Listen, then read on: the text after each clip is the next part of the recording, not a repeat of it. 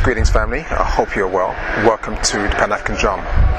My name is Toyin Agbetu and I'll be exploring whether the Afro, yes, the humble Afro, is antisocial.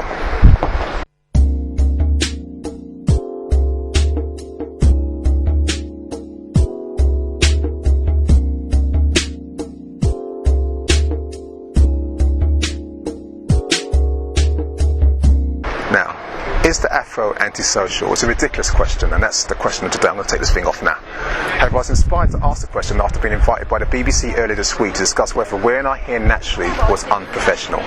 Let's be clear, this wasn't a discussion about so-called good or allegedly bad hair. We weren't going to talk about things like nappy or kinky hair, none of those terms. It was really a debate inspired by an article by Grace Barrett of the Self-Esteem team, sharing how employers had told her that she should wear a weave or chemically straighten her hair if she wants to keep her job.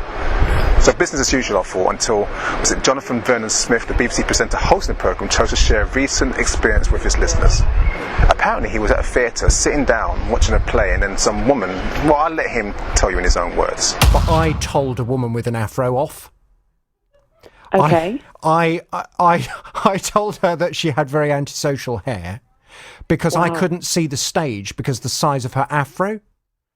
See, I think there is something around consideration here. I literally couldn't see anything, and she was giving it all. She was dancing, and the head's going back and forth, and I couldn't see a thing. It was like to be frank, it was like I had a big bush in front of my chair. I couldn't see anything. Oh wow, that's a bold thing to say. But is it acceptable to find someone's afro antisocial? I don't think so, no. I think that that's a real problem. Now, I don't know what you think, but a man is damn feisty. Now, some may find military-style crew cuts offensive, others may see skinheads and Mohicans as aggressive, but that's a personal perspective, not fact that they are actually antisocial. It's ridiculous as saying that everyone with a tattoo is a thug, or all people who wear glasses are intelligent.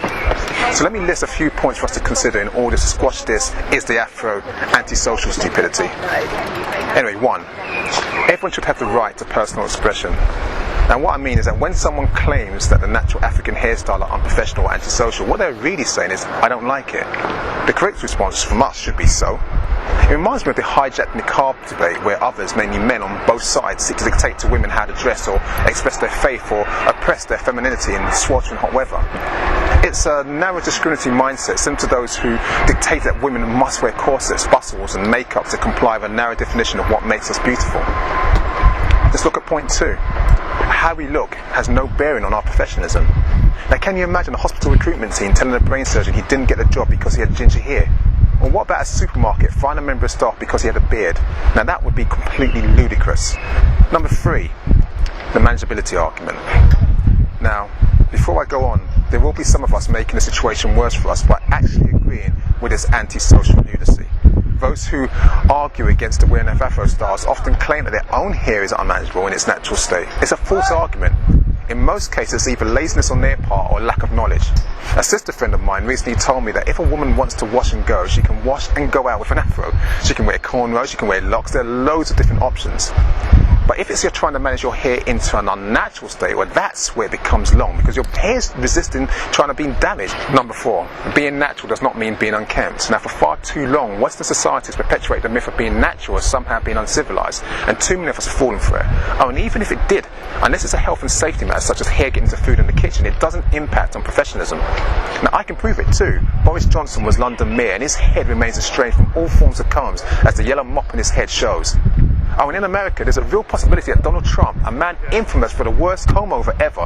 Now, how does it go? Oh yeah, one strand like this, and the other one over the back to hide it, plus the quiff in the front. Anyway, Trump, with that thing that lives on his head, proves that money cannot buy his class or style, and yet professionally, he's a whisker away from potentially being the next US president.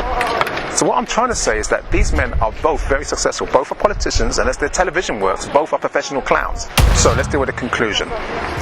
Using the term antisocial in reference to Afro borders on racism, because the Afro is synonymous with a specific people who are comfortable and, more importantly, confident in their own skin and culture. But let's be honest, this is not just about the Afro, but also cane row, locks and any other Afrocentric hairstyle that hasn't been endorsed by Western personalities. The Afro is not antisocial, but Afriphobia most certainly is. And yet, we must hold our head up high and have hope for even in high-profile jobs like politicians and legal advocate professions. We have the presence of many like Dawn Butler, Nana Asante or David Nita who rock their locks on natural stars of pride. When Nana was mayor of Harrow, she did not compromise. In fact, Nana and Dawn's political courage compels me to speak a truth that no one seems to have the guts to. I'm of course referring to our dear sister Diane, and direct this message to the creature that has been spotted taking residence on her head. Diane, we love your commitment to left-wing politics and sometimes your service to our community. But you're embarrassing sisters all over the world who are screaming every time you appear in the media. Please, let it go. Please. Embrace your natural self with style and grace. Don't get mad at me. I'm only saying what we're all thinking and so many of us just haven't got the heart to say to your face. Just cut it short. Plait it. Go bald. Get a teeny weeny afro, but please let it go. Let it go. Lord have mercy, I beg you. Let it go. And go natural as you were glorious back in the day. Anyway, may the ancestors guide and protect us, especially from the monsters lurking on the heads of our loved ones. Ashe.